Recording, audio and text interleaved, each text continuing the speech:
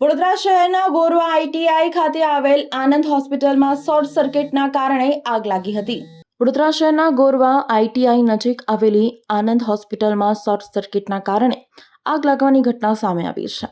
પ્રાથમિક માહિતી મુજબ હોસ્પિટલમાં લાગેલા એસીમાં શોર્ટ સર્કિટના કારણે આગ ભભૂકી ઉઠી હતી। થોડા જ સમયમાં આ આગ વધુ વિકરાળ બની હતી।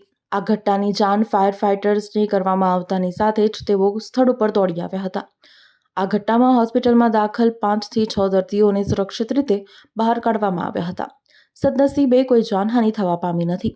આગ લાગતા આસપાસના લોકો એકત્રિત થઈ ગયા હતા।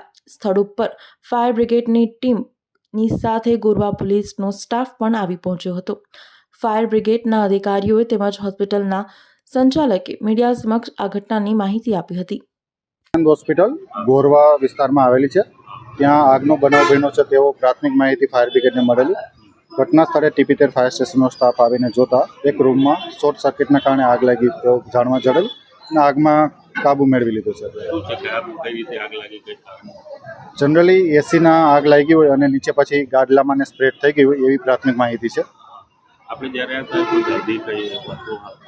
અમે જ્યારે સ્થળ પર પહોંચ્યા ત્યારે દર્દી કોઈ હાજર નહોતા, પણ અમારા આવ્યા પહેલાં 6 પેશન્ટ એડમિટ હતા, એને સેફલી નીચે ઉતારી લીધા હતા। આજે હમણાં દોઢ કલાક પહેલાં દર્દીએ એસીની સ્વિચ ચાલુ કરી ત્યારે એમાં સ્પાર્ક થઈને એમાં તણખા અને ધુમાડો ચાલુ થઈ ગયો અને તરત જ એ રૂમમાં એક જ દર્દી હતી અને બહાર શિફ્ટ કરી દીધું અને પછી એ રૂમમાં એસી ચાલુ હોવાથી બારીઓ બંધ હોવાથી ધુમાડો બહુ જ ભેગો થઈ ગયો અને ધુમાડો દરવાજામાંથી હોસ્પિટલની અંદર આવે એટલે તરત જ સ્ટાફે એ પેલું એક્સટિંગ્યુઝર આવે એનાથી આગ ઓલવી નાખી, પણ ધુમાડો બહુ હોવાથી દર્દીઓને બહારની તરફ લઈ લીધા। કોઈ દર્દ 6 દર્દી હતા, પણ એમાં કોઈને કંઈ થયું નથી। એ રૂમમાં એક જ દર્દી હતી। એ રૂમમાંથી દર્દીને બહાર લઈ લીધું અને બાકી રૂમના દર્દીઓને બી અમે બહાર લઈ લીધા, બિકોઝ કે ધુમાડો ફેલાતો।